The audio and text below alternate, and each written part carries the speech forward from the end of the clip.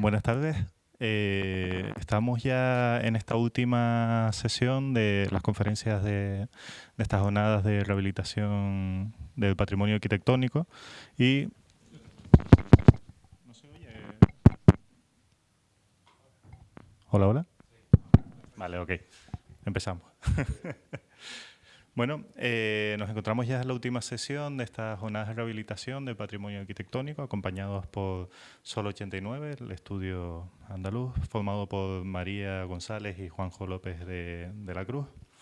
Arquitectos desde el año 2000 forman Sol 89, un estudio desde donde intentan conciliar docencia, investigación y profesión. Su obra ha obtenido múltiples reconocimientos nacionales e internacionales, como los premios ACED, A+, ENOR, FAD e Hispalit en España, y los premios Fassa Bortolo, Wienerberger, Fritz Horger, Philipp Rogier y 40 Under 40 de Italia, Austria, Alemania, Bélgica y Estados Unidos, respectivamente. Nominados al Premio Europeo Mies van der Rohe en 2015, han sido finalistas en las Bienales de España en 2014 y 2016 y premiados en la de 2022, en la de Chile en 2017, del País Vasco también en 2017 y de Venecia en 2016, formando parte del pabellón español galardonado con el León de Oro. Son profesores asociados del Departamento de Proyectos de la Escuela de Arquitectura de Sevilla desde 2005 y su labor profesional y docente se extiende a la difusión del pensamiento arquitectónico mediante la colaboración habitual con publicaciones especializadas y la escritura de los libros Proyectos Encontrados de Recolectores Urbanos en 2012 y El dibujo del mundo de Lampreave en 2014. Recientemente han ganado junto a Woodrock Architects 3 concursos internacionales para construir el Centro de Bienestar de la ciudad de Payu, el Centro de Negocios del puerto de Busan y la Biblioteca Metropolitana de Jinju, todos en Corea del Sur. Bueno, María, Juanjo, encantados de que estén aquí. Les paso la palabra. Muchas gracias, Domingo, por la presentación. Bueno, y muchísimas gracias al colegio por recibirnos por segunda vez, lo cual, bueno, pues hoy hablamos de esta cuestión de las responsabilidades, ¿no? Cuando uno ya ha venido una vez, ahora tiene que ganarse, ¿no? Demostrar que se gana el mérito de venir una segunda, y esperemos que así sea. Gracias también y enhorabuena por la oportunidad de hacer unas jornadas de este tipo, que yo creo que, bueno, que estos eventos donde se concentra tanta energía y tantas ideas en tan poco tiempo, al final hacen que perduran, ¿no? Uno se lleva después como unas semanas en el estudio pensando como con más energía, ¿no? Y me parece que es muy oportuno, ¿no? Si acaso quisiéramos disculparnos por no haber podido venir desde el principio, de haber escuchado a los otros colegas y compañeros contar sus ponencias, e incluso sentimos un tanto de, no sé, como de pudor por ser el colofón, como el cierre del cartel, cuando en realidad es una pura cuestión de agenda. No pretendemos ser ni conclusivos, ni ser síntesis de nada. En fin, el destino nos ha colocado en última posición y no significa con ello que vayamos a decir nada que sirva de cierre magistral, ni mucho menos, más bien lo contrario, ¿no? Bueno, el hecho de no haber venido a las sesiones anteriores nos hace temer que nos vayamos a repetir en algunas reflexiones o incluso nos impide pues, seguir la conversación, ¿no? Esta conversación que se genera en estos días. Que imaginamos que entre las muchas reflexiones que habrá convocado habrá habido alguna del tipo casi, bueno, semántico, ¿no? Algo ha habido esta mañana de ello, ¿no? Sobre el binomio que componen los títulos de las jornadas, ¿no? Rehabilitación y patrimonio. ¿Será esta especie de formación de arquitectos que nos es común a la mayoría de los que estamos aquí? Esta condición humanista que nos hace pensar sobre todo lo que está encima de la mesa desde el principio, que hasta el título solemos ponerlo en duda, el de nuestras propias conferencias y también el de las jornadas a las que asistimos, ¿no? Entonces, rehabilitación patrimonial o rehabilitación de patrimonio no sabemos si se ajusta con precisión al panorama actual de trabajo con las preexistencias, ¿no? Bueno, nos parece que rehabilitación alude seguramente a un expediente muy concreto, ¿no? Que quizá deje de lado otros que están muy encima de la mesa ahora mismo en cuanto al trabajo con el patrimonio, y igualmente patrimonio es una palabra que quizá hoy esté muy puesta en duda, ¿no? Y se tiende a aludir al término de preexistencia, ¿no? Por aquello de que el patrimonio es algo vivo, cuestión que debemos tener siempre presente, y es la propia cultura contemporánea, aunque pueda parecer una paradoja, la que está continuamente redefiniendo ese término, el término patrimonial. Bueno, nuestro estudio, que está como en los 20 años, ha sido un estudio que podemos denominar indisciplinado, es decir, no somos en absoluto expertos de nada, pero desde luego no somos expertos en patrimonio. Yo creo que eso es razonablemente sano. Entender que el proyecto de arquitectura no surge nunca desde la tabula rasa, independientemente que se trabaje en torno a una persistencia o en una situación de la que solemos denominar de nueva planta. Siempre hay algo a lo que acogerse, siempre hay un fragmento de ciudad, un ámbito del paisaje sobre el que trabajamos y por lo tanto siempre hay condicionantes que tienen que ver con la memoria y con la vivencia de los lugares, ¿no? Así que de alguna manera casi uno podría decir lo contrario. No solo no trabajamos nunca sobre la nueva planta, sino que siempre trabajamos con una cierta perspectiva patrimonial. Siempre venimos a acabar los textos, a culminar las frases que ya empezaron a ser escritas hace mucho tiempo, ¿no? Y aunque es cierto que hemos trabajado en algunas cuestiones que tienen que ver con las persistencias, han sido expedientes muy variados, absolutamente variados, ¿no? Desde cuestiones que atañen a BIC, a bienes de interés cultural de primer orden, como este caso del Convento de Madre de Dios de la Piedad en Sevilla, donde hubo una intervención en una de las plantas entre la urgencia y la precariedad, porque fueron aquellos años terribles donde no había dinero, y que hoy no vamos a contar, porque ya tuvimos ocasión de contarla en la anterior charla que disfrutamos aquí en el colegio, hasta expedientes que sí que se ceñían estrictamente al término de rehabilitación, porque había información de sobra. En este caso, por ejemplo, se trataba de un edificio del Cabildo Catedralicio, perfectamente documentado, y donde, sin ser una rehabilitación filológica, pero sí había mucha documentación que permitía ceñirse a cuestiones tipológicas, materiales, espaciales, que sí nos permitían remitirnos a una cierta condición original de la persistencia, hasta intervenciones de una especie de patrimonio protoindustrial que hace unos años ni siquiera hubiera sido considerado patrimonio, pero que hoy, desde una sensibilidad que, como digo, va cambiando, sí considera este tipo de arquitecturas vernáculas, humildes pero rigurosas en el fondo, bien trazadas, bien construidas, pues precisaban intervenciones que la actualizaran, no en términos formales, cuestión que no nos interesa en absoluto, pero sí vivenciales, ¿no? En cuanto a su capacidad de volver a integrarse a la sociedad a través de nuevos usos, ¿no? Como sucedió en esta escuela de hostelería en un antiguo matadero del siglo XIX en la localidad gaditana de Medina Sidonia, ¿no? Otros expedientes eran casi cuestiones de consolidación, quizá parecidos, aunque no tan brillantemente resueltos, a los que hemos visto hoy con Carlas Enric, ¿no? Donde había necesidades urgentes de intervenir para que no colapsara un bien y se establecían estructuras que eran casi apeos, aunque posibilitaban otros usos, y otras pues, de trabajos muy complejos, trabajando con historiadores, con arqueólogos, en clara sintonía, donde había desde estratos de palacios árabes y trazas romanas hasta iglesias renacentistas pertenecientes a un convento gótico del Santo Domingo en Jaén, ¿no? Bueno, ya digo, otras intervenciones han tenido que ver con persistencias populares, quizá con menos prestancia material, pero que tenían el interés de que eran la huella de la ciudad y que narraban otro tipo de cosas, no hablaban del gran patrimonio ni del monumento, pero sí hablaban de precisamente cómo el cambio es consustancial a la ciudad y a la arquitectura, ¿no? Y otros casos donde se trataba de restaurar en este caso, ¿no? La palabra apropiada tenía que ver estrictamente con la técnica restauradora que nos asimila quizá a una técnica esta sí muy específica de la que hay que aprender y que seguramente sí recurre pues, a una sintaxis y a una tecnología que es muy específica para este tipo de expedientes. Pero también nos hemos aproximado al entendimiento de la ciudad como un patrimonio vivo, en conjunto, que dentro de sus persistencias cuenta también con edificios que ni siquiera serían considerados, ya decía hace unos años, como elementos patrimoniales, y ni siquiera quiero yo elevarlos a esa condición patrimonial, pero que sí permitirían una cierta rehabilitación que podríamos denominar pragmática, ¿no? Donde, por cuestiones de coyuntura, casi de crisis, empezamos a entender que frente a la opción de derribar, de demoler, siempre existe la posibilidad de repensar la ciudad, ¿no? De reutilizar nuestro contexto construido como una posibilidad de ser reactivado, aunque se traten de arquitectura pues, humildes o simplemente utilitarias, ¿no? No creo que sean más humildes que otras, ¿no? Como en el caso de este pabellón industrial, de este módulo industrial, que frente a la inercia de demolerlo, que la propiedad parecía que tenía muy claro, decidimos reciclar sus componentes y reutilizarlo, ¿no? Claro, evidentemente no seré yo quien pretenda ampliar hacia arriba la cuestión patrimonial. No estoy diciendo que este edificio tenga el valor patrimonial de algunos de los otros ejemplos que os he citado, pero sí me parece que de alguna manera ayuda a ampliar las acepciones que permiten definir el término patrimonial, ¿no?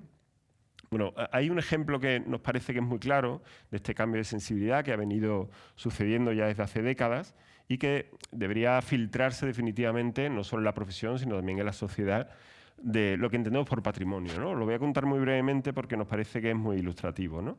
Bueno, en el año 2014 hubo una campaña arqueológica muy costeada en la localidad de Alamogordo, en el desierto de Nuevo México, en Estados Unidos, en la que se congregaron una serie de expertos, bueno, arqueólogos, un equipo de arqueólogos de 5 universidades, expertos en movimientos de tierra, una verdadera campaña arqueológica que fue seguida y posteriormente publicada por las principales publicaciones arqueológicas de las universidades americanas, ¿no?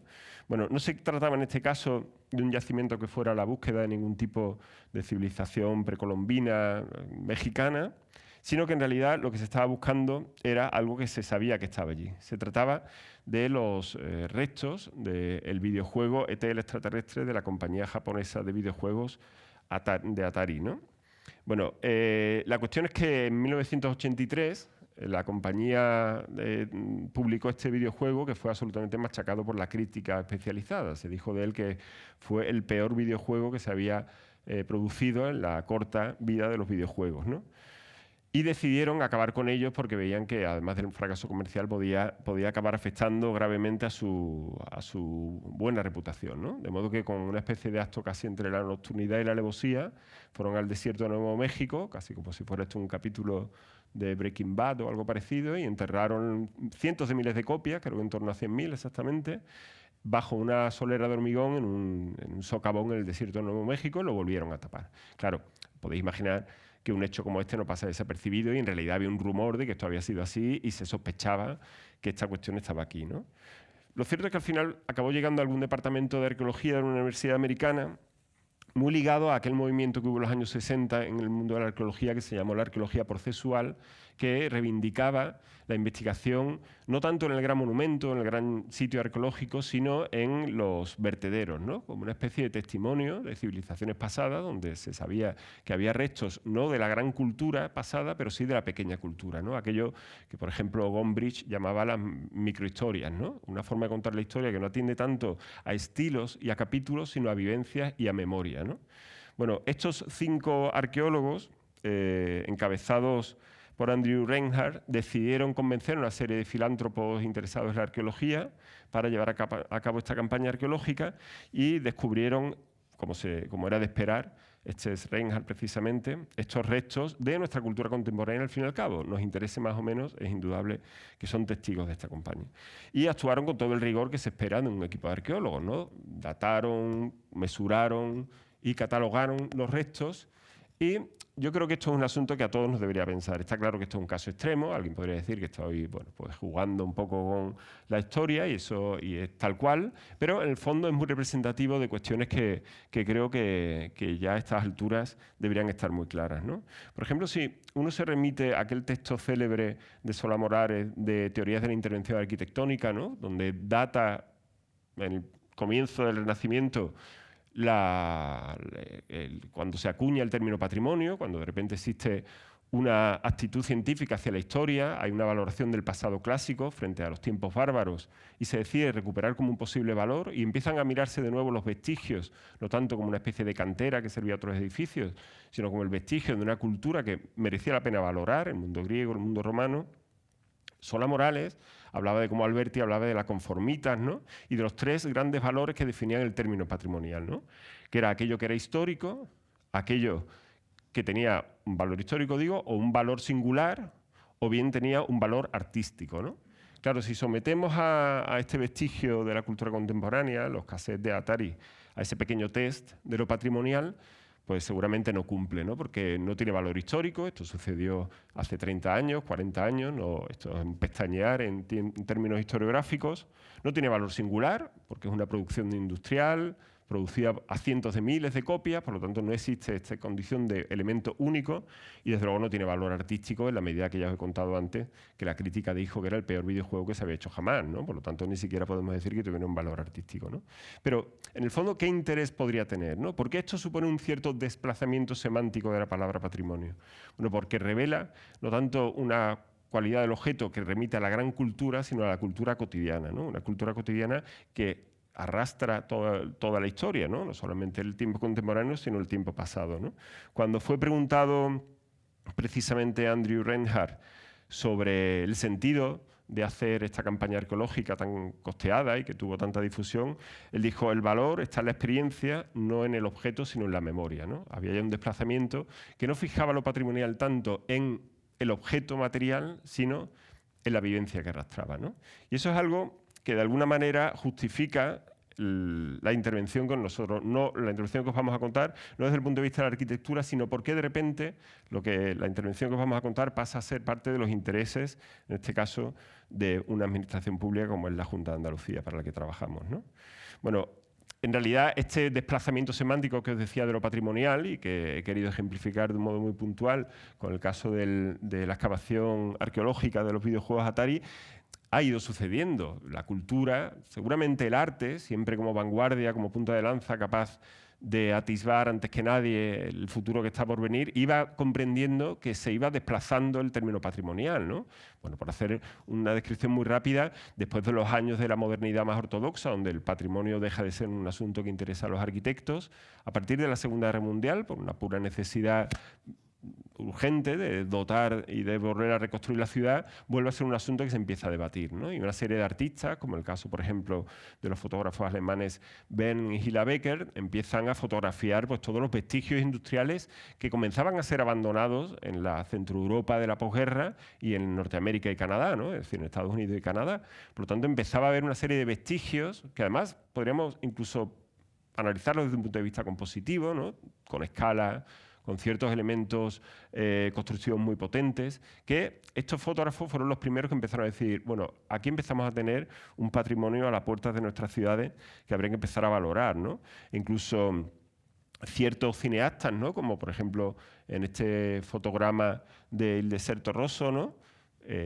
Aparece Ravenna, ¿no? Nada más y nada menos que la ciudad italiana, que tantas veces hemos estudiado en historia, ya no representada por su arquitectura romana, sino por la arquitectura industrial, porque fue la ciudad que llegó a tener más industria de toda Italia, y cuando empezó su decadencia, de repente se encontró con un cinturón industrial que había que pensar qué hacer con él, porque además no tenía sentido demolerlo, ¿no?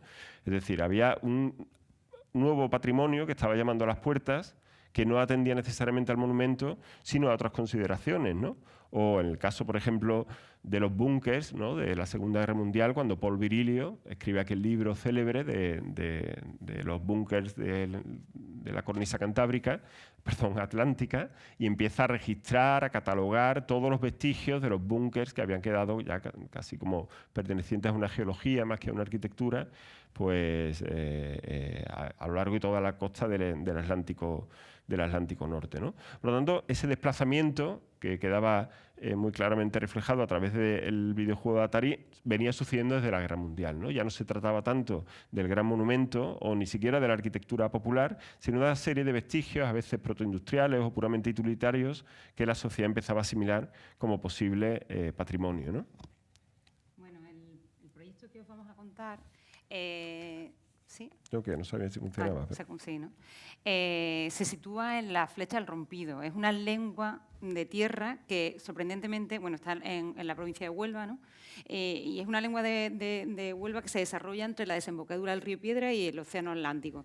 Y, sorprendentemente, es el único territorio en la península ibérica que cada año crece, pero crece a una velocidad alarmante, crece 40 metros al año, ¿no? Y en esta lengua toda esta zona siempre ha estado muy ligada a la pesca, y durante muchos años ha estado muy ligada a la pesca en el arte de la almadraba. Pasa, ¿no? Nosotros vamos a intervenir en un poblado que era un poblado almadravero, que era donde se desarrollaba toda la vida durante los meses en que se desarrollaba la almadraba en esta zona. La costa de Huelva y todo el Golfo de Cádiz ha sido una zona donde la pesca de almadraba se ha dado muy bien, porque cuando los atunes emigraban hacia el Mediterráneo en los meses más fríos, por una zona de paso obligado. no sé si vosotros estáis familiarizados con la pesca almadraba, pero es un tipo de pesca muy particular porque no es una pesca al uso, ¿no?, con redes, sino lo que se hace aprovechando las corrientes y los movimientos de los atunes, ¿pasa, Juanjo? Se crean como una especie de burladero, ¿no?, una especie de barrera física hecha con redes fijas y con propios barcos hasta que se van llevando a los atunes hasta una especie de balsa rodeada de barcos y ahí se procede a sacrificar. Aquí veis un poco la imagen, ¿no? Cómo siempre se colocaban las almadrabas, tanto en Cádiz como en Huelva, en las corrientes naturales por donde los atunes migraban de un sitio a otro, y la propia cultura popular sabían por dónde pasaban y se generaban esta barrera que iba conduciendo a los atunes hasta esta especie de recinto generado por los barcos que conformaban las propias redes, ¿no? Bueno, la pesca por almadraba se ha desarrollado en esta zona desde el siglo XVI, pero realmente cuando tuvo el gran boom fue en el siglo XIX con el desarrollo de la industria salazonera.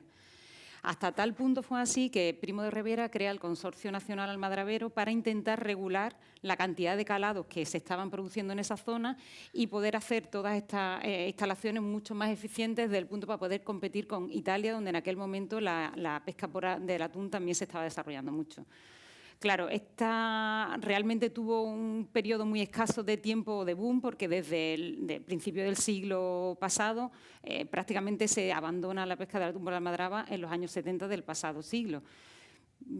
Por cambio climático los atunes van por otro sitio, empiezan a desaparecer los atunes y la pesca desaparece y nosotros nos encontramos, llegado a este momento, un poblado que era el poblado donde habitaban, era una mini ciudad que duraba 6 meses, a los 6 meses se deshabitaban y se trasladaban a otra zona, los mismos pescadores con las mismas familias, a otro sitio donde se desarrollaba también la pesca de almadraba y nosotros llegamos aquí y nos encontramos a este poblado abandonado. Este cuadro es precioso, para mí tiene un doble sentido porque es la pesca de atún cuando los pescadores llegan al puerto y en concreto es en Ayamonte, que es una localidad muy cerca de donde se desarrolla el proyecto este, que además es mi pueblo, con lo cual, y es un cuadro que realizó Sorolla, es de la serie de Sorolla que hizo por todo el sur de Andalucía, que ahora está en Nueva York. Bueno, cuando nosotros llegamos a esta especie de campamento, porque al fin y al cabo es una formación en campamento de una serie de galpones de muy poca cualidad arquitectónica y constructiva, no son más que naves construidas con medios pies de ladrillo y en algunos casos con mampuestos en las naves más solventes. Bueno, reconocemos un poblado que tiene el interés sobre todo de la imbricación con un paisaje que es muy potente, ¿no? Bueno, el complejo se declaró BIC en 2015, ¿no?, si no recuerdo mal, precisamente por su carácter etnológico, no tanto arquitectónico. Es decir, por esto que os digo de que no es que tenga un gran valor como construcción, pero sí supone sin duda un testimonio de una actividad cultural, protoindustrial también, que fue determinante en todo este paraje, ¿no?, que está muy ligado a la costa de Huelva a lo largo de los siglos y concretamente a la lengua de Nueva Umbría, esta especie de península, desde principios del siglo XX cuando se construye este campamento, ¿no? Sí, estos campamentos estaban muy jerarquizados, era lo más parecido casi a unas instalaciones militares y además acogían a muchísimas personas. En concreto en este llegaron a vivir casi 1000 personas, 900 y pico, por los datos que se tienen por las cartillas de razonamiento de la época, ¿no? Y realmente hay una estructura muy clara, está la casa del capitán, que... ¿Pasa, Juanjo? No, ahí. La Casa del Capitán, que era como una edificación con mayor prestancia, donde además estaba alejada del conjunto y donde las fotos de la época nos muestran que la vida era completamente diferente a la que se producía en los galpones o en estos barracones donde vivía el resto de trabajadores. Aquí vemos algunas fotos de las familias del capitán. De hecho, todavía en la zona, haber sido o ser familiar directo de capitán de Almadraba es tener como un estatus, porque posiblemente era el estatus mayor que había en todos estos pueblos, ser capitanes de Almadraba. Vuélvalo. Sí. Luego había una zona que eran unos barracones o habitaciones donde además había de todo. Había escuela, había médicos, había iglesia. Las zonas habitacionales se clasificaban por el tipo de familia, por las casas de los solteros, las casas de los casados. Unas viviendas, eran infraviviendas, prácticamente una única habitación por familia, y cuando eran los solteros eran prácticamente literas en un único barracón. Esta es la Casa del Capitán. Y aquí veis claramente el campamento diferenciado por uso con una jerarquía muy estricta, como decimos, ¿no?, por esta condición de habitación, de población flotante durante 6 meses, que tenía que responder a un rito que era el de la pura pesca de la almadraba, muy organizado, y donde vivían los solteros por un lado, los matrimonios por otro, las mujeres solteras también, por supuesto, por otro lado.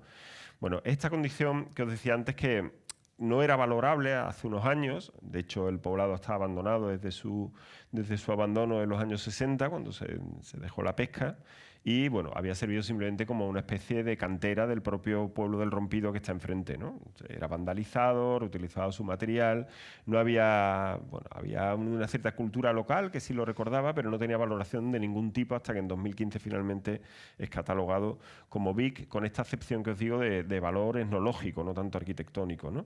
Por eso me parecía que era importante esta reflexión en torno a lo que realmente es el valor del objeto y el valor de la memoria, que sí está muy presente en las poblaciones circundantes del propio Real de la Almadraba, ¿no? Bueno, la condición que nosotros nos encontramos es de, bueno, esta especie como de hibridación entre la naturaleza, entre el paisaje y la ruina. Muy evocadora, sin duda, donde empezar a pensar en rehabilitación suponía inmediatamente pensar también en el paisaje, en un paisaje que además es paraje natural protegido, y donde el interior de los barracones, que no será parte de esta primera fase que os vamos a contar, y de las posteriores, bueno, pues como os decía, era una construcción muy humilde, ¿no? Medios pies de ladrillo, mampuestos muy pobres, con mucha arena de playa y coberturas del tipo de las que veis, ¿no? Bien de uralita o bien de chapa, que habían colapsado, y solamente una nave, la más industrial de ellas, la del alquitranadero, sí tiene una serie de pares de madera que bueno, se habían podrido y en muchos casos la cubierta había colapsado, como veis aquí, ¿no? Bueno, la intervención del hombre en aquella almadraba provocaba este tipo de situaciones donde la arena generaba una primera playa donde se acumulaban todas las anclas y los aparejos de pesca cuando de temporada en temporada se sacaban del mar y se volvían a guardar en los barracones, ¿no? Esta es la ficha de catalogación del bien, del BIC, que realmente no solo engloba la almadraba o el Real Nuevo, como se le conoce, porque durante un tiempo convivió con el Real Viejo, que este es el Real Nuevo y este es el Real Viejo y la cantina que estaba por aquí. Entonces el BIC reconoce esta zona junto con esta zona de aquí. Pero aparte de la catalogación del BIC, o sea, por su valor etnológico, aquí teníamos otra particularidad más a la hora de intervenir, pasa. Y es el gran valor paisajístico de la zona. Ahí vemos una imagen donde se veía al lado, ¿no? Cómo la vegetación, o sea, estos parajes naturales, el paraje natural Marisma de Río Piedra y Flecha del Rompido, y es un paraje natural que tiene todas las calificaciones posibles desde el punto de vista del medioambiental. O sea, que nosotros, por un lado, estamos interviniendo en un BIC, ¿no? Lo que es la construcción, y por otro lado, estamos interviniendo en un paraje natural. Esto que tiene tanto de sugerente como de complicado. Para los que estéis familiarizados con este tipo de intervenciones, veréis que nuestra intervención es muy pequeña, pero tuvo 14 informes sectoriales. La mayoría vinculantes y otros solamente informativos. Tanto, o sea, hubo alguno como de los amigos de la Almadraba, ¿no? Que también informaban, que muchas veces eran casi peores que los vinculantes, pero claro, teníamos por un lado toda la parte de medio ambiente, por otro lado toda la parte de costa, por otro lado Capitanía Marítima, todos los informes patrimoniales, o sea, realmente es un expediente complicadísimo de resolver. Y teníamos también un plus añadido. Esto es un paraje natural que solo se puede llegar por la playa, que en Trastor tardamos 1 hora y media desde la localidad más cercana, y estamos sujetos además a la crecida de las mareas, porque cuando la marea crece ya no podemos acceder por la playa, o por agua, pero por agua solo podemos acceder cuando la marea es alta, porque cuando la marea es baja hay una zona de fango en la que tampoco podíamos acceder. Y entre la localidad que podemos acceder por tierra y la localidad que podemos acceder por mar, nos separa unos 50 minutos en coche, porque da la vuelta por arriba del río. O sea, que realmente acceder en este sitio esto no ha sido en ningún momento facilidades. Todo ha sido complicado, tanto del expediente patrimonial, el expediente medioambiental y la ejecución en sí de la obra. Sí, aquí podéis ver esta condición de simbiosis entre el campamento, entre la arquitectura y la naturaleza tan sorprendente, ¿no? Veis la foto de los vuelos aéreos americanos, como en 1945, cuando la actividad de la Almadraba era muy intensa, prácticamente pues, la antropización del paisaje, la actividad, el ir y venir, provocaba pues que la naturaleza estuviera un tanto retenida, ¿no? Y como a medida que va bajando en actividad, hay menos población, hasta el momento incluso de su abandono, que corresponde a la última foto, pues la naturaleza vuelve a tomar su lugar y la arquitectura pasa a ser, como os digo, como un elemento casi geológico, ¿no? Más que arquitectónico, casi como una topografía que la naturaleza vuelve a reivindicar. Nos recordaba mucho a este pasaje tan sugerente del libro de George Simmel de Filosofía del Paisaje, uno que llama precisamente Ruina, donde habla de esta cuestión que os digo, ¿no? Cómo rehabilitar la ruina, cuando hablamos de la ruina casi en términos románticos, ¿eh? La ruina gótica que ha encontrado su lugar en el paisaje. Y rehabilitar esa ruina supone también rehabilitar inevitablemente el paisaje, porque han formado, casi en un ciclo holístico, han acabado formando parte de un solo elemento, ¿no? Bueno, esto es el momento en el que llegamos. Las piezas eran prácticamente impracticables, no se podía acceder a ellas, la vegetación de chumbera, de retama, lo rodeaba todo. Habría una planimetría, pero era muy precaria, nos parecía evidente, aunque que había que desarrollar nuestro propio levantamiento, nuestros propios dibujos. Esto es algo que hacemos siempre, ¿eh? Por mucha planimetría que tengamos de los edificios en los que vamos a intervenir, necesitamos dibujarlos, necesitamos medirlos y dibujarlos nosotros como una forma profunda de comprensión, ¿no? Esta mañana creo haber escuchado, igual luego en la mesa redonda tenemos oportunidad de hablar sobre ello, sobre la posibilidad de que en la ficha del catálogo no haya planimetría por agilizar los expedientes, y me parecería un error absoluto, ¿no? O sea, no hay nada como el dibujo para trasladar la complejidad de la arquitectura. Las palabras, como le decía a Rilke, ¿no? Nunca van a ser capaces de penetrar en la esencia profunda de la arquitectura, ¿no? Entonces, el dibujo para nosotros es una herramienta fundamental de comprensión de la arquitectura, que ya supone un juicio crítico. Dibujar significa discriminar qué es lo que es realmente importante, qué es lo estructural, qué es un asunto divisorio que no tiene mayor interés, porque la tipología no es división, eso es algo que también he escuchado esta mañana aquí, y estoy totalmente de acuerdo, y el dibujo ayuda a entender eso. Sin el dibujo es muy difícil que con la pura aproximación literaria o fotográfica llegamos a comprender la estructura profunda de la arquitectura, ¿no?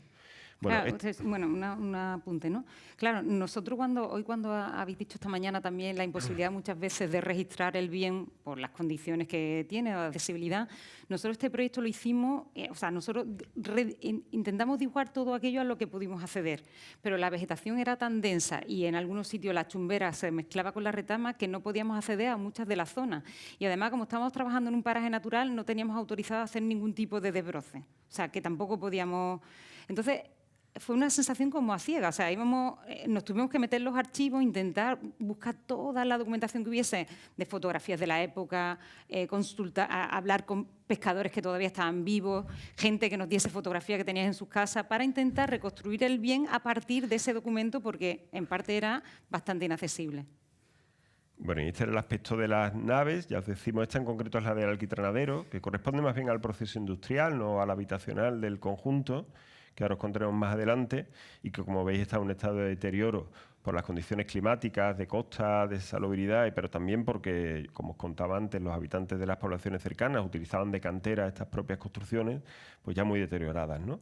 Y donde aparece también esta cuestión poética, un poco engañosa, hay que tener cuidado de no caer excesivamente en ella, de la retórica de la ruina, ¿no? De la belleza de la ruina, que parece que relata de un modo muy evidente el paso del tiempo, pero que no hay que confundir con la precariedad, que es el caso, ¿no? Es decir, yo creo que hemos vivido, mediados por las crisis anteriores, un cierto boom de... Ya no quedan aquí colegas catalanes, ¿no? Que tanto quiero, pero donde se ha abusado especialmente de esto de no revestimiento, ¿no? Como una actitud de ahorro en condiciones de crisis, de la belleza de la ruina, como una idea, ya digo, de la retórica poética casi romántica, y que en el fondo yo creo que ya habría que empezar a superar, ¿no? Yo creo que no podemos estar viviendo siempre como de esta condición un poco cruda de la arquitectura. Era desde luego un paisaje muy epatante, esto que os digo, de la ruina mezclada con la naturaleza, que después, bueno, tuvimos en esto, que sí nos parece una condición particular de la intervención sobre preexistencias, ¿no? Que sería una investigación muy intensa. Nosotros sí creemos que cualquier proyecto requiere una investigación, es decir, la construcción es definitiva, pero desde luego la investigación que queda como la base del iceberg, que es un proyecto, ¿no? Donde al final solo la construcción es la punta que vemos, nos parece fundamental en todos los casos. Pero es verdad que en el caso patrimonial hay una especificidad que hay que intentar conocer hasta su extremo más profundo, ¿no? Y en esas investigaciones uno descubre cosas realmente resonantes, ¿no? Por ejemplo, Soledad Sevilla, la artista que conoceréis, madrileña, bueno, que tiene una obra tan intensa y tan interesante, tiene una serie que se llama El Rompido, precisamente, basada en este paisaje, en la Almadraba de Nueva Umbría, ¿no? Que le causó mucha impresión y empezó a desarrollar estas obras donde la grieta y la fisura formaban parte de la plástica de su obra. En este caso es una escultura de bronce que replica una de las grietas que ella percibió allí en la Almadraba, o incluso este lienzo que también habla de esta condición, pues, de la luz entrando a través de la fisura, ¿no? Y también habla de la doble acepción del Rompido. El Rompido es el pueblo, o sea, el municipio donde está la Almadraba. Bueno, está en Lepe, pero enfrente se hace desde el Rompido, y el rompido como rotura, ¿no? Como... Claro, ella jugaba con el participio y le llamaba el roto o el rompido, ¿no? Como si fuera una especie de participio equívoco, ¿no? Bueno, en fin, estas son cuestiones que siempre están como apuntadas en los márgenes, no son decisivas para los proyectos, pero seguramente vayan creando una especie de atmósfera proclive a que después la intervención no se asuma como una pura cuestión restauradora, sino que se puedan ir filtrando otro tipo de memorias, de interpretaciones, donde nosotros nos sentimos, bueno, pues seguramente, no diría cómodo, porque precisamente la palabra no es cómodo, pero sí nos sentimos alimentados, ¿no? Como vamos como construyendo una suerte de imaginario y de sugerencias que nos permiten intentar comprender el proyecto, ¿no?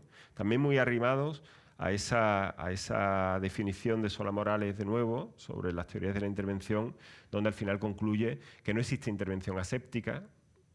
Es una falacia, es imposible que la pura interpretación de algo que sucede hace siglos desde la mirada contemporánea sea idéntico, aunque lo construyéramos en estilo. No existe esa condición aséptica, toda intervención es una interpretación, dice Solá Morales, ¿no? Cuestión en la que nosotros estamos absolutamente de acuerdo, precisamente por ese cambio de la mirada que en la cultura del siglo XX ya nadie discute, ¿no?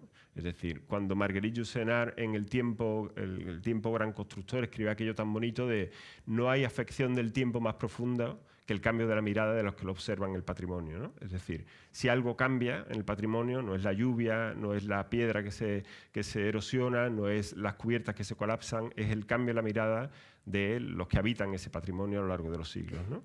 Bueno, pues en ese sentido, este tipo de cuestiones, como os digo, no tienen después una consecuencia directa en el proyecto, esto que os digo de Soledad Sevilla, pero van como construyendo, nos van ayudando a generar esa interpretación. Por el anterior.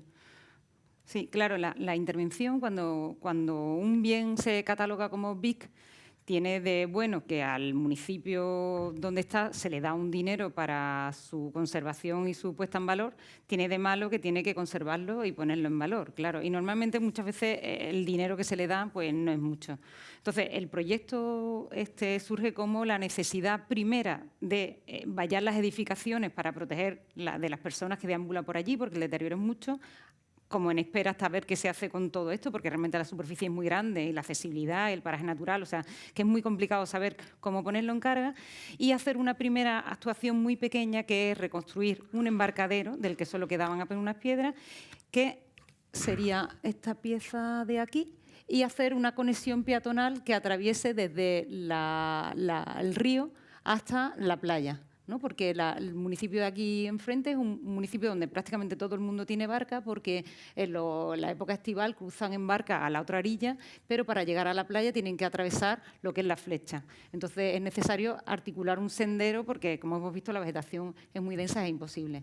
Entonces digamos que el proyecto surge solamente de hacer el embarcadero y esa pieza de ahí, y luego vallar por el resto de las edificaciones. Claro, cuando nosotros accedemos al proyecto, nosotros decíamos, vale, todo esto está muy bien, pero si este es un BIC que está catalogado por su valor etnológico, el embarcadero a lo mejor puede dar alguna idea de cómo funcionaba aquello, pero luego la pasarela en sí, o sea, es como ajeno al objeto, conjunto, ¿no? Del que teníamos que poner en valor. Pero claro, el dinero no daba para más. Entonces, analizándolo todo, había una serie de pequeñas piezas, que son estas 3 piezas que vemos aquí, que es la chimenea, el alquitranadero, la caldera y el alquitranadero, que solamente con intervenir en estas pequeñas piezas nos daba pie para todo aquel que atravesase pudiese empezar a comprender un poco el proceso de la Almadraba, o se le empezaba a contar un poco el proceso de la Almadraba.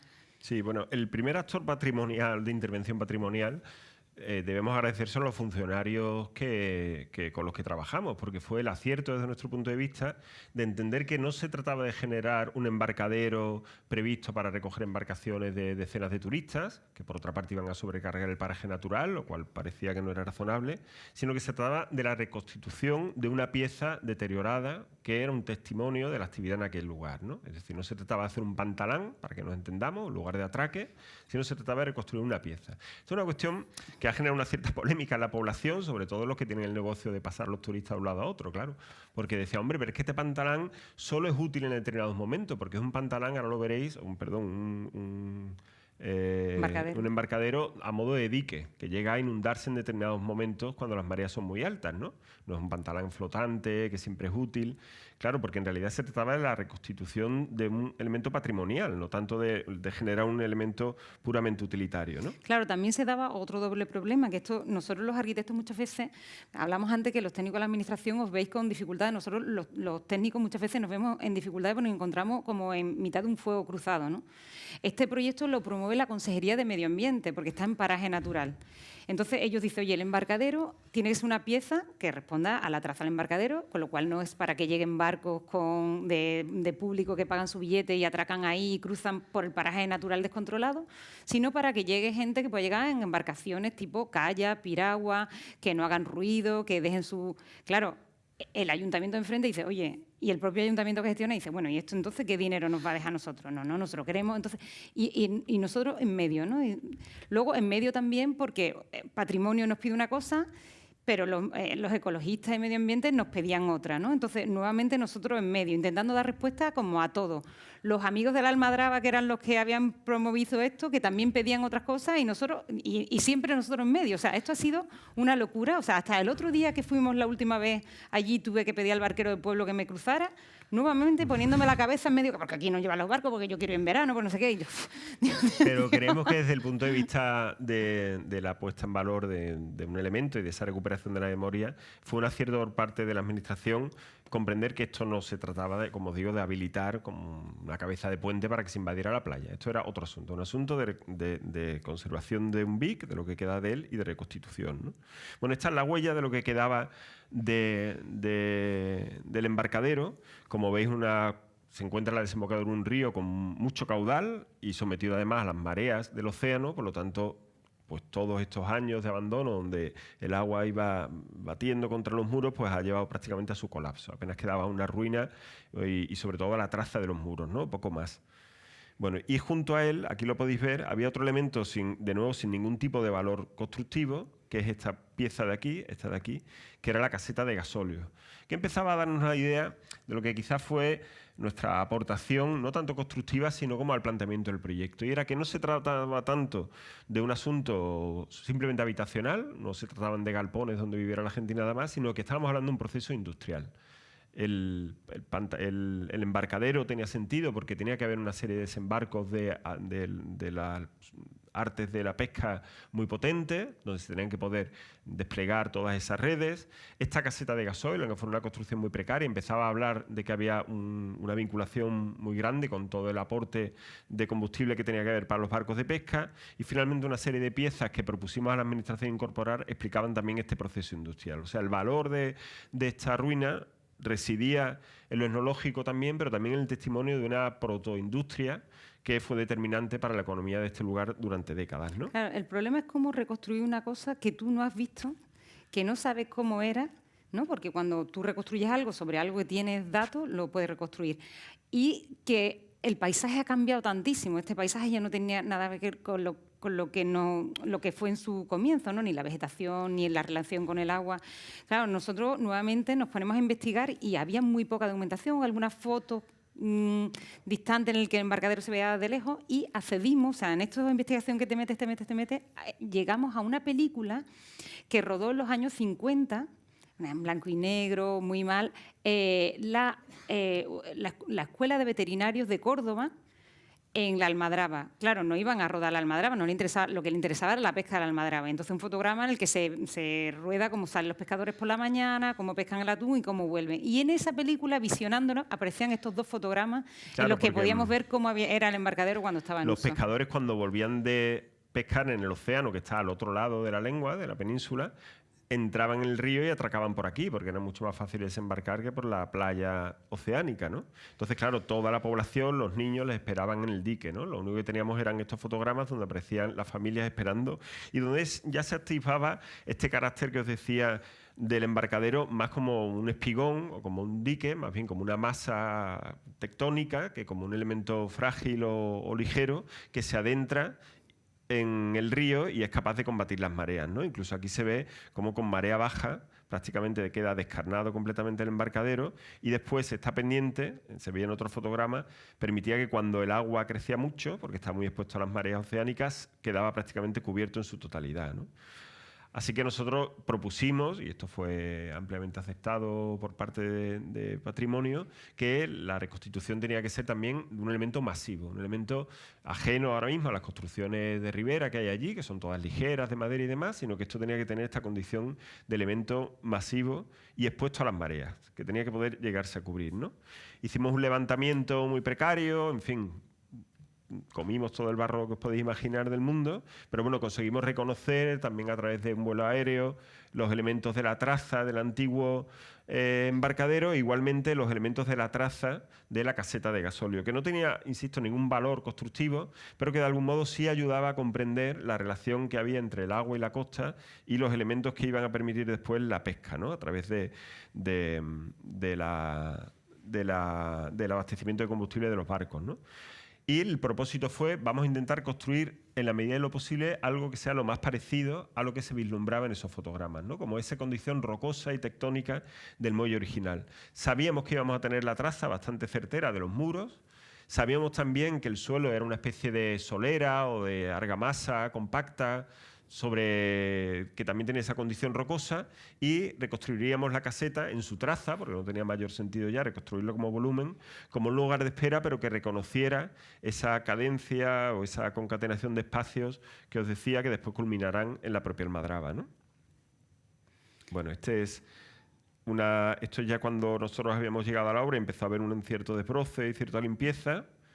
Como veis aquí, cuando el agua sube, prácticamente desaparecía completamente los restos que estarían aquí. Estas dos banderas que hay en los extremos, no sé si los veis, marcan las esquinas de los muros, de lo que queda de los muros, y esta lengua de arena que ejecutamos nosotros para tener una mínima plataforma accesible, ¿no? Claro, el problema era ver cómo construíamos aquello, porque aunque parece sencillo, nosotros no teníamos facilidad para llevar material allí, no teníamos agua potable y no teníamos electricidad.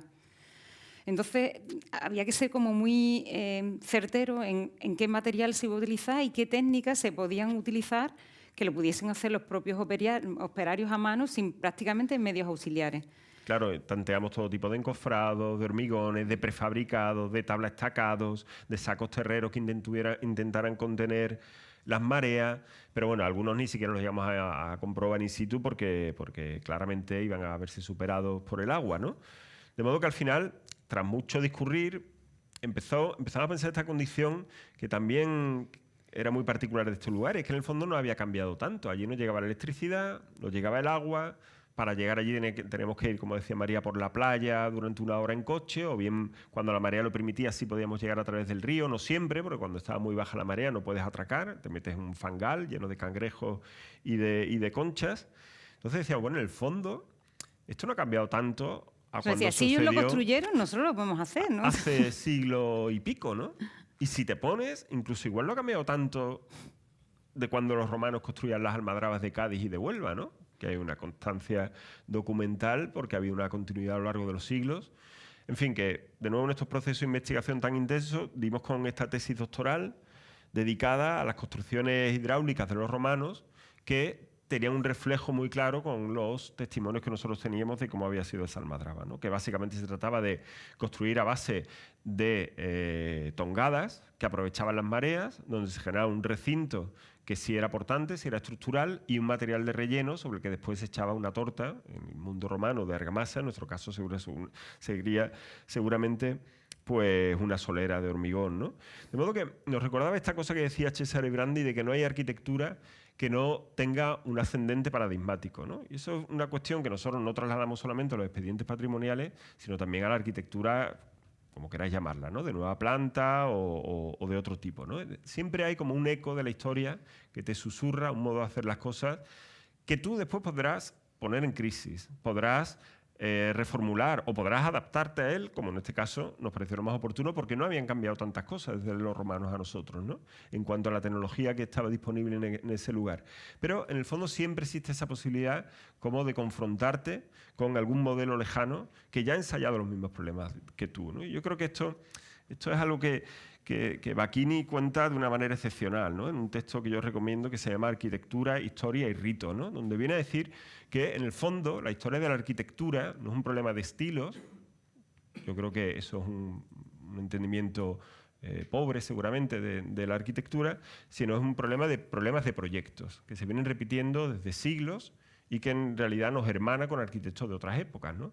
Yo creo que he aprendido, he disfrutado, incluso es posible que sea mejor arquitecto cuando comprendí que entre Borromini y yo había una continuidad. Evidentemente no en el talento, que se lo concedo solo a él, pero sí en los problemas a los que nos enfrentamos en determinadas ocasiones, ¿no? Y que nos conllevaron a que ciertas estructuras urbanas, por pensar, no sé, en alguna capilla o alguna iglesia suya, ¿no? Como San Carlos de Cuatro Fontanes, o algunas estructuras sevillanas que son muy exigentes en sus condiciones urbanas, las soluciones pueden ser parejas, ¿no?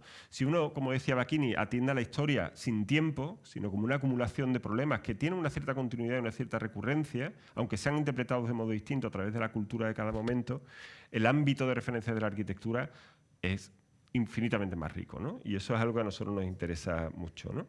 Y por unos días fuimos romanos en esta playa, ¿no? Construimos, bueno, con alguna ayuda mecánica, eso hay que decirlo, pero al final recurrimos a un tipo de construcción que resultó ser mucho más razonable, porque los medios, en el fondo, tenían algo que ver. Bueno, ya digo que algún medio mecánico y motorizado sí tuvimos, que ellos no, ¿no? Pero al final se trató de generar un recinto de hormigón ciclópeo, donde utilizamos la piedra huaraca, o según cómo se pronuncia, huaraca o baraca, que es una piedra de las canteras de allí, que teníamos constancia que es la misma que habían utilizado. Estaba allí también del antiguo resto de embarcadero. Porque los teníamos en la traza de los muros originales.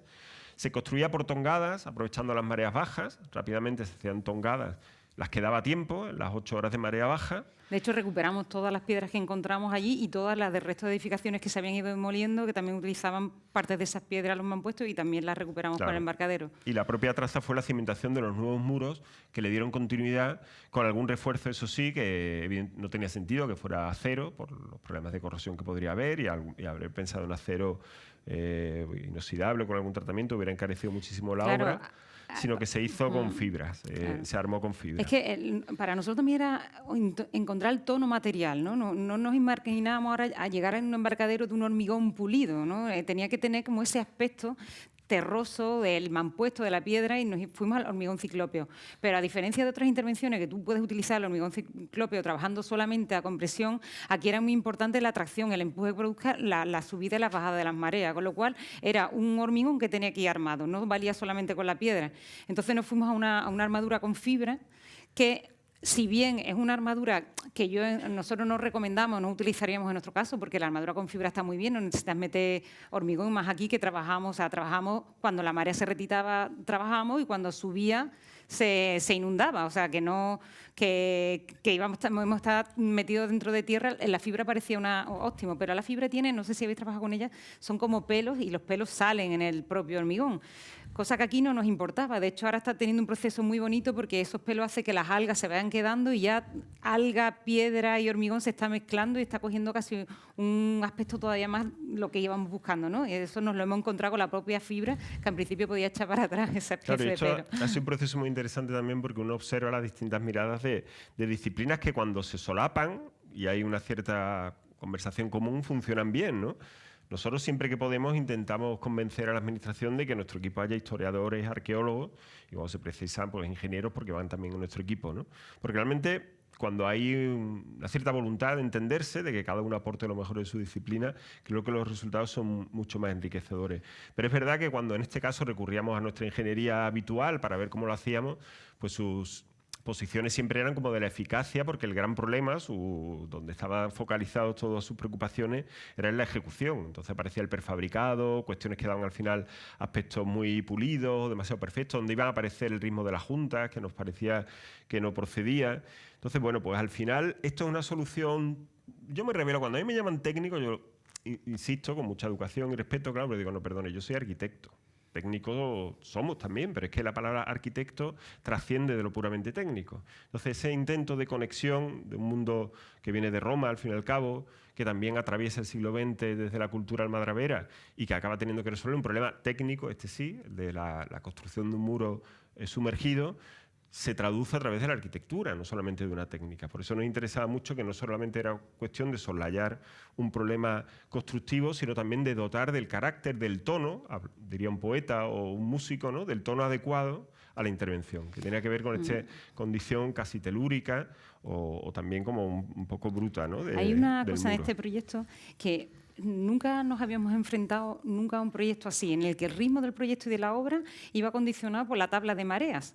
Nosotros, para poder llegar a la obra, teníamos que salir cuando la marea estaba baja y volver antes de que llegase la marea a un punto. Para construir los muros teníamos que construir por trozos lo que eran capaces de construir 3 operarios antes de que la marea subiese y llegase a tal punto. Cuando bajaba, construíamos en la parte que estábamos. Entonces, todo era un encuadre entre la marea, la luna llena y los procesos de obra.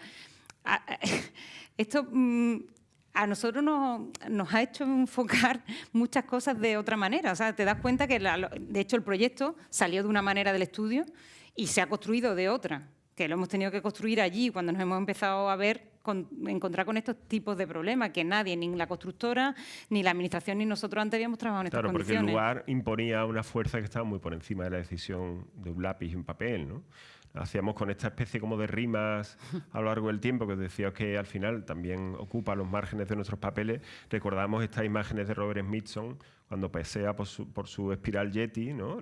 Recordáis toda esta obra tan resonante de la espiral, del dique en espiral que hace Robert Smithson en el desierto de Utah, en el lago salado de Utah.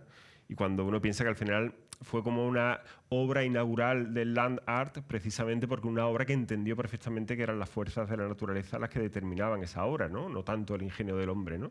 Y esto, de nuevo, a otra escala, ¿eh? Nosotros nos medimos con esta gente, pero sabiendo dónde estamos cada uno, ¿eh? Ni somos Robert Smithson, ni somos, por supuesto, ningún artista ni arquitecto barroco que tanto admiramos. Solo digo que hay como una especie de aliento que nos motiva y que nos lleva a seguir un poco su camino, ¿no? Y al final se da esta circunstancia donde uno entiende que el dique casi lo diseñó las fuerzas de la naturaleza, ¿no? Más que nosotros más bien intentamos escucharlas e interpretarlas, ¿no? Finalmente había una serie de temas que de nuevo ayudaban a entender el proceso industrial de la almadraba. Por ejemplo, aquella nave que os decía que tenía una crujía más ancha, que estaba cubierta con paredes de madera, aunque ya estaban todos desvencijados, tenía este motivo en el suelo porque era la nave del escurridero. Veréis que sus paredes están teñidas como de una especie como de tinta negra, que es el alquitrán con el que se protegía las redes en una era previa a los plásticos, ¿no? Hoy día pues, se protegen con soluciones plásticas que dan mucha más durabilidad a todo tipo de las artes de pesca, pero en aquel entonces las redes, cuando pasaban las temporadas, se endulzaban, es decir, se mojaban con agua. Claro, porque si la almadraba funcionaba 6 meses y 6 meses estaba cerrada, entonces todos los pertrechos de pesca había que dejarlos protegidos durante 6 meses que no se iban a utilizar, y la forma que se tenía para protegerlo era todo sumergirlo en el alquitrán. Se endulzaban y se sumergían en el alquitrán líquido, de modo que se plastificaban de alguna manera, ¿no? A través de una solución bituminosa. Y en esta nave se colgaban, se tendían literalmente, lo cual pues, producía todas estas manchas de alquitrán en los lienzos, y el alquitrán que iba sobrando, que era muy preciado, iba por esta especie de acanaladuras del suelo que tienen una inclinación y se iba recogiendo de nuevo para reciclarlo para las siguientes. Bueno, esto que se habla ahora tanto de economía circular era algo absolutamente presente. Aquí se construía con lo que había allí, el alquitrán se volvía a reutilizar continuamente, o sea, había como un sentido pues, que justificaba todas las acciones que sucedían en la almadraba, ¿no?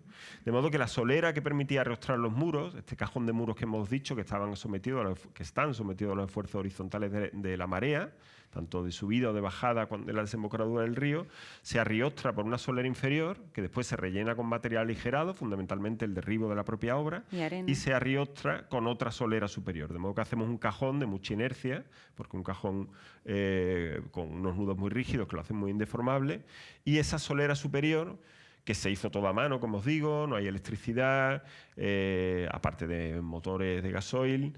Hay unos medios muy precarios, pues de una manera muy artesanal, con una especie de ingenio que nos hizo un herrero, se fue marcando la solera para evitar cuestiones de resbaladicidad y también para que el agua se acanalara y pudiera escapar del embarcadero cuanto antes, cuando llueve. Y también porque no sabíamos al principio qué textura iba a tener esa losa, pero realmente la superficie es muy grande, ¿no? Y era una forma de romper la escala, o sea, meterle un patrón que rompiese la escala y qué patrón, pues al final buscar entre lo que hay allí, ¿no? Y este suelo de la nave del escurridero, pues parecía que era un motivo que cumplía con todas esas cuestiones de generar una cierta vibración, de tener un recuerdo evocador del lugar donde estamos interviniendo y también de conducir las aguas y evitar la resbaladicidad, ¿no?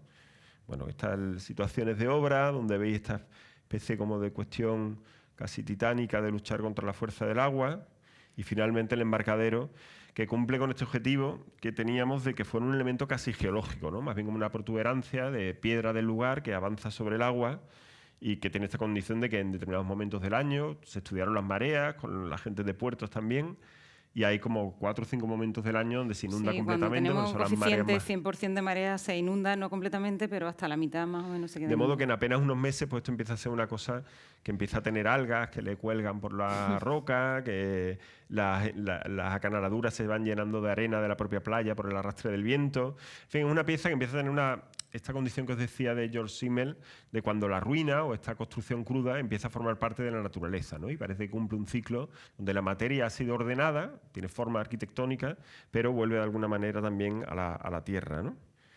Y desde este punto, que era la antigua caseta de gasoil, que nosotros convertimos como un espacio de espera para cuando llegan los pequeños barcos, divisamos estas 3 piezas que fueron las que propusimos a Medio Ambiente y después, mediados por Cultura, incorporar en la intervención. Son 3 piezas que serían como la antítesis del tipo de intervención. Si el embarcadero es una construcción, una rehabilitación o una intervención análoga, es decir, basada en una cierta inspiración de la construcción que hubo en su día, pero donde no había datos suficientes como para reconstruir en estilo filológicamente, sino que tiene que ver más bien con el espíritu, la esencia del elemento construido, pero que por su condición de ruina y por su falta de documentación no aportaba la información suficiente como para poder reconstruirla fidedignamente.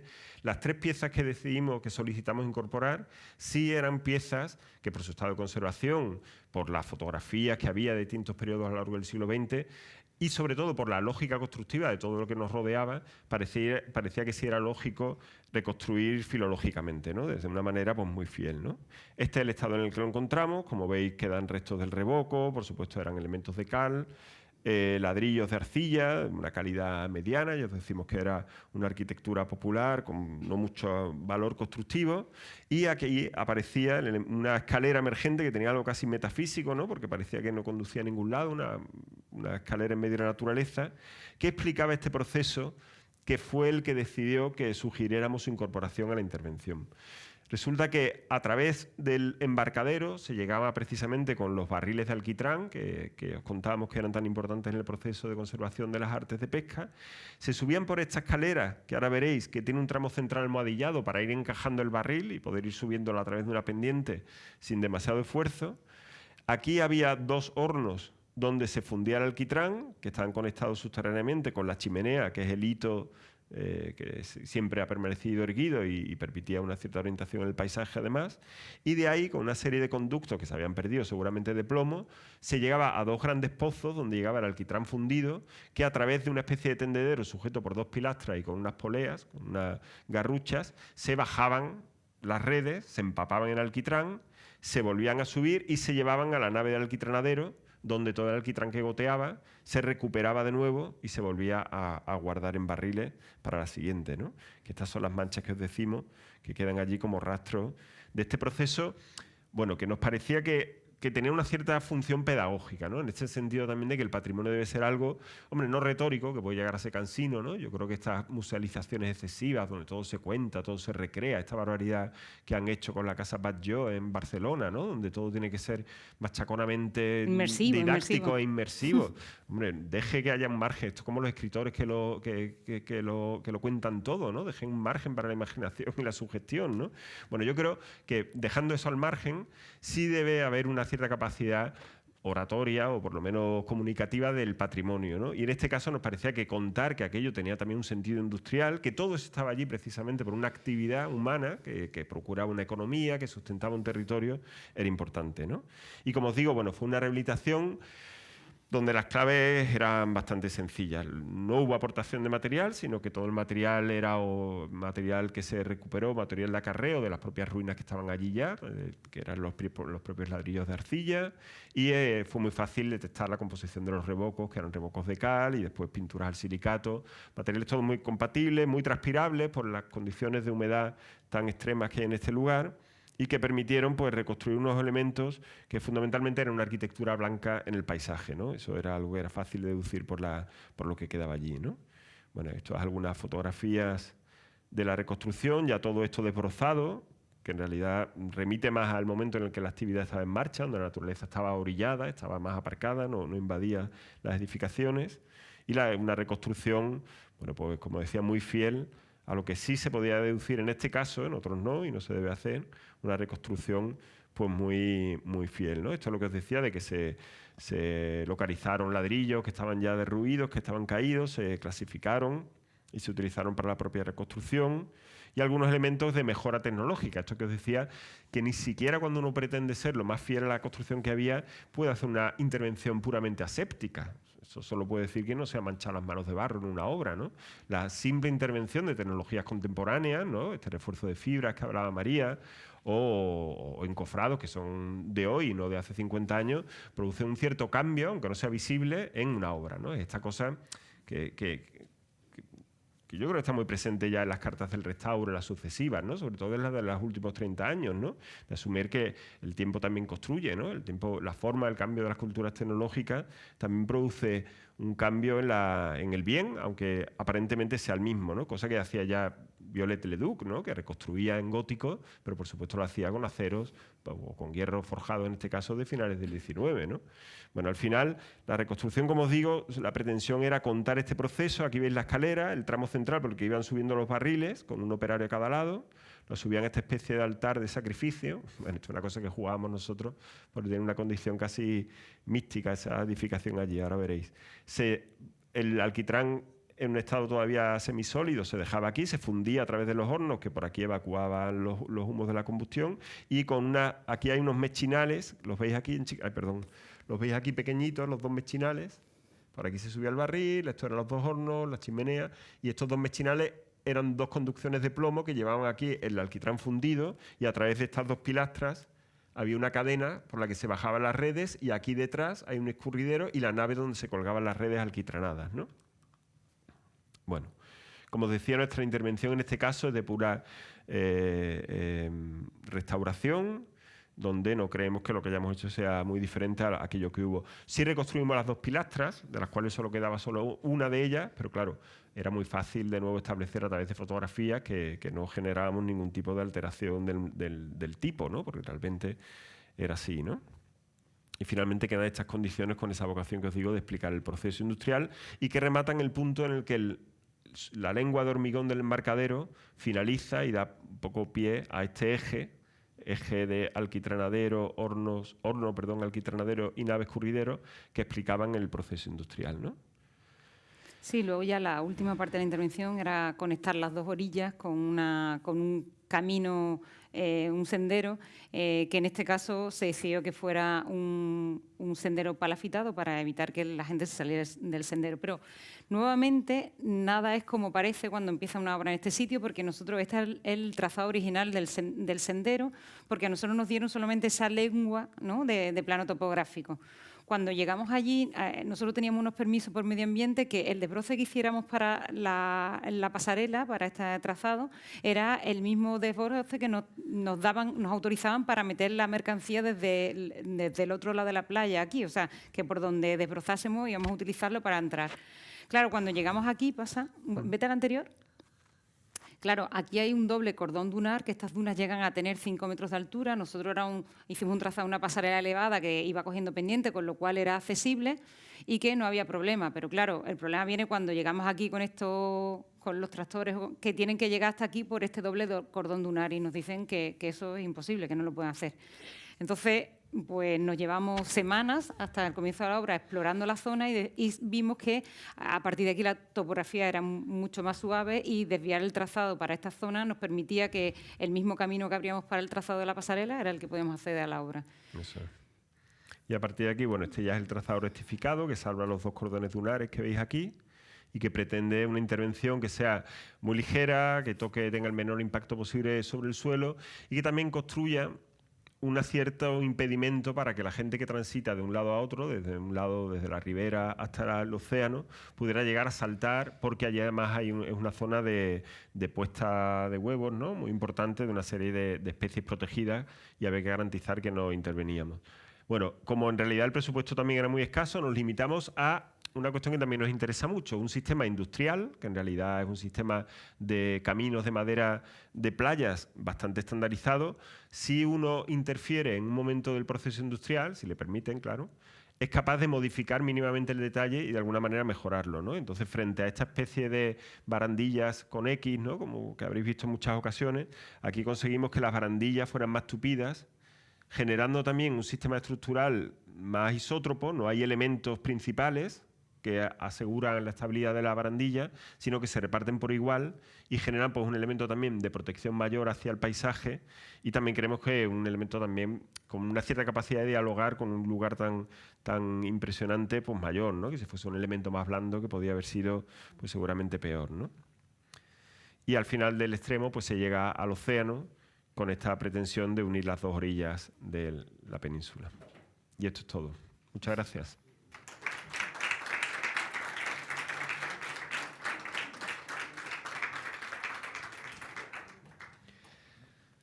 Bueno. Muchas gracias. No, bueno, me olvidé. ¿Qué? Hola. Sí. Bueno, muchas gracias. Bueno, aprovechando que estamos poniéndole los micrófonos a los que serán miembros de la mesa redonda, si alguien quiere hacer alguna pregunta, alguna cuestión.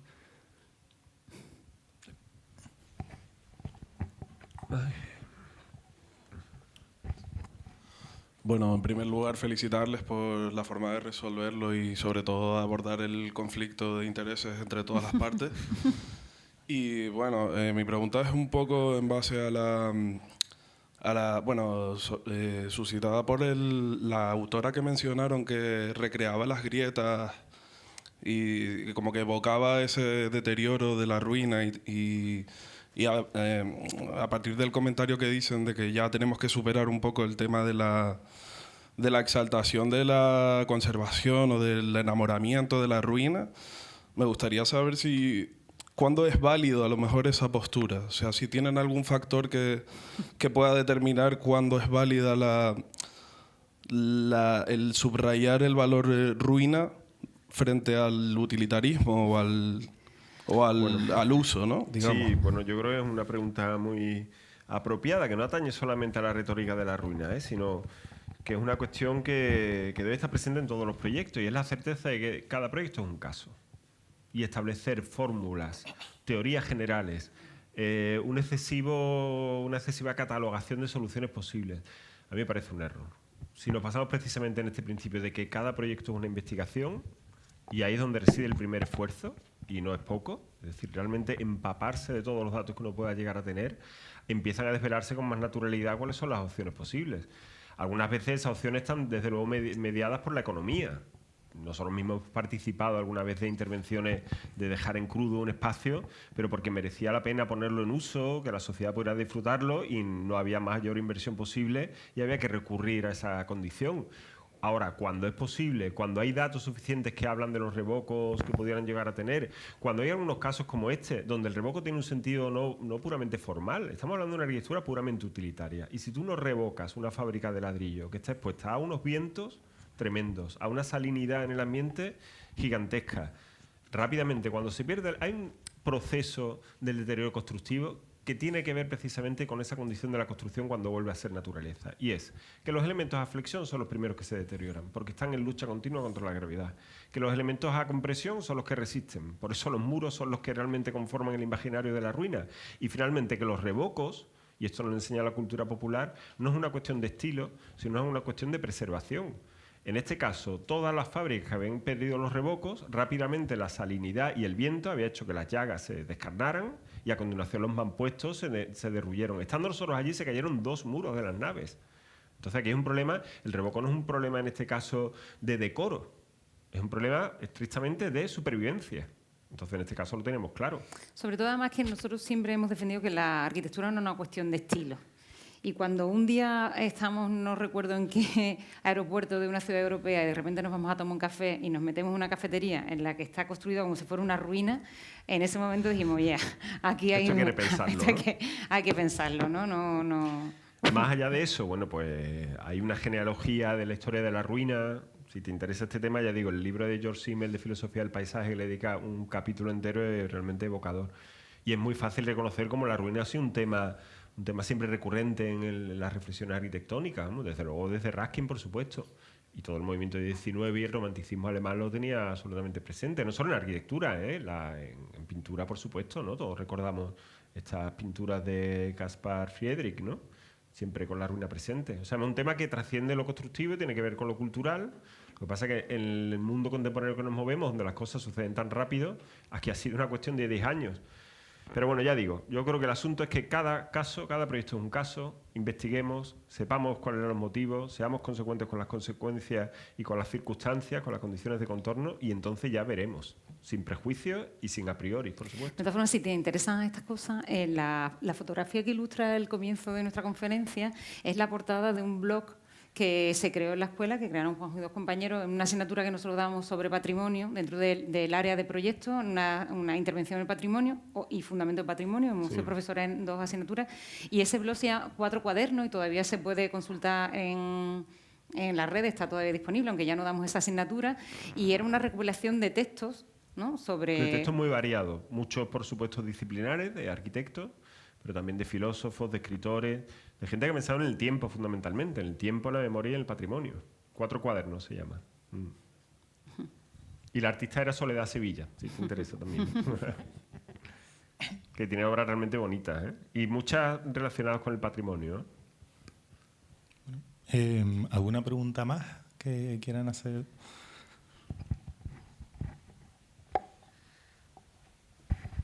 En primer lugar, felicitarles por la exposición y un tema interesantísimo, el tema de los embarcaderos. Me supongo que esta figura no solamente se da donde ustedes han hecho esa restauración, pero por lo que estaban mirando ya en la zona de Cádiz, todo eso, y me parece que es un tema interesante porque a lo mejor aquí en Canarias tiene a lo mejor aparentemente una aplicación mucho menor, pero que me parece que es una actuación sobre la costa que minimiza el impacto y que podría dar soluciones para no hacer construcciones a lo grande que al final pues pueden afectar a la flora y la fauna, que es un aspecto importantísimo, y se podrían hacer trabajos interesantes en ese aspecto. Que yo creo que, claro, ustedes empezaron a documentarse en la zona donde han estudiado y casi no encontraron documentación, cosa que me asombró, que solamente con ese reportaje no pudieron obtener fotografías de la gente del Tenemos lugar. testimonios directos de gente que había trabajado en la Almadraba, que eso no lo hemos dicho, que es tan importante, ¿eh? La tradición oral como una fuente que, por ejemplo, en el mundo académico suele ser denostada y que en muchos casos es muy valiosa. Entonces, y de historiadores locales. La verdad que la figura del historiador local, que a lo mejor no tiene grandes pretensiones, pero para este tipo de intervención es muy útil, porque son gente que han hecho un trabajo, una labor brutal con los testimonios, ha ido rescatando los testimonios de los vecinos, y al final para nosotros eso era oro en este tipo de intervención. Sí, esto que os decía de Gombrich, de la microhistoria, o Unamuno, ¿no? Que también hablaba de la intrahistoria, de la construcción de la historia, no a través de los grandes hitos, que para este patrimonio popular es prácticamente imposible, ¿no? Porque no aparecen los libros, pero que al final se puede generar una cierta reconstrucción que, por lo menos para intervenciones análogas, ¿no? Que no pretenden ser fieles, pero sí generar, intentar recuperar una cierta esencia, un cierto espíritu de lo que hubo, sí pueden ser muy nutritivas, claro.